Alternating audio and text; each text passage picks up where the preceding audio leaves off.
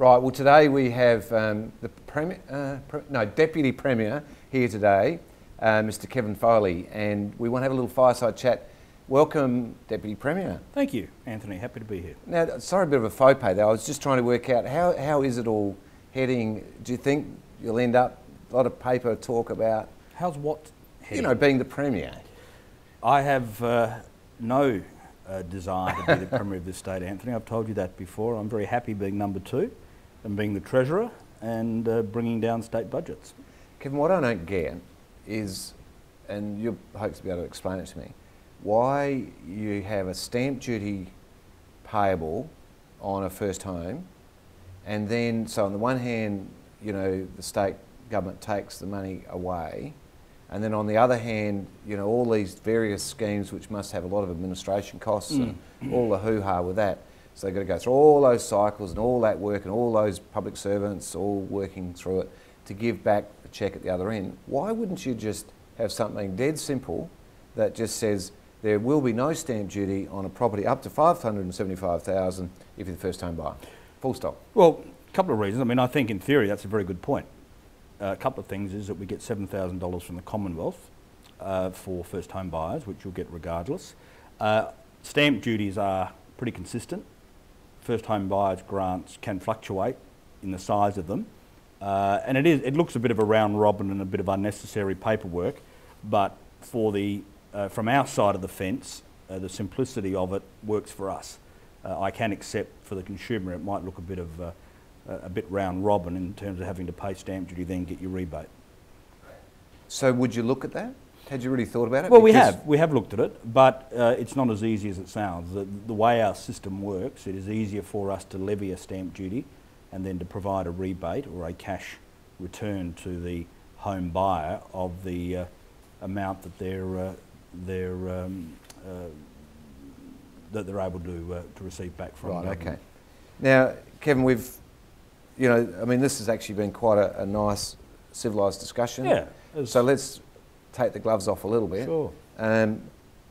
You know, we talked about fairness and that. What would you say would be fair about having virtually the highest tax regime in property in the nation? Well, I wouldn't say we have the highest, Anthony. I think you'll find Victoria in most categories has a higher stamp duty than we do. But, you know, in an ideal world, you wouldn't tax property to the extent that we do. It is an inherited system that effectively came from the British system of taxation, where in centuries ago, the only thing governments had available to tax were the property of landholders. In a less sophisticated economy and taxation system, that has stuck through us through our 200 years of being a country here. And as Ken Henry in the Henry Review has said, is that you know, I think his words were, I know what he said to me in meetings, is that he is less than flattering when it comes to our over-reliance on property taxes.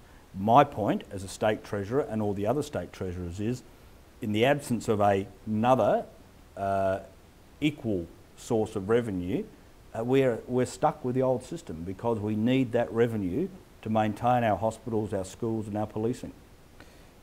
Well, on a stamp duty on a property for a comparison, based on a $300,000 purchase, in Queensland was $8,975. South Australia is $11,330.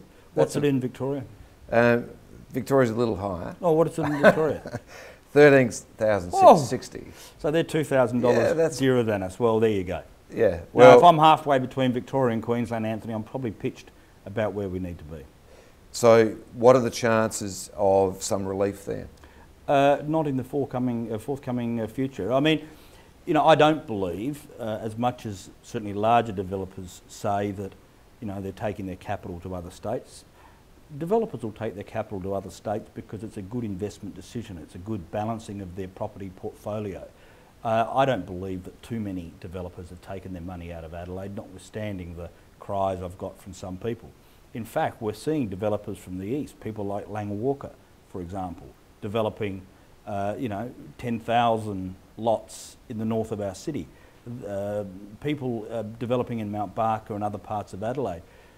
Great confidence in the market here in South Australia. they don't seem to be at all troubled by what is a normal function of government, that is to apply stamp duty.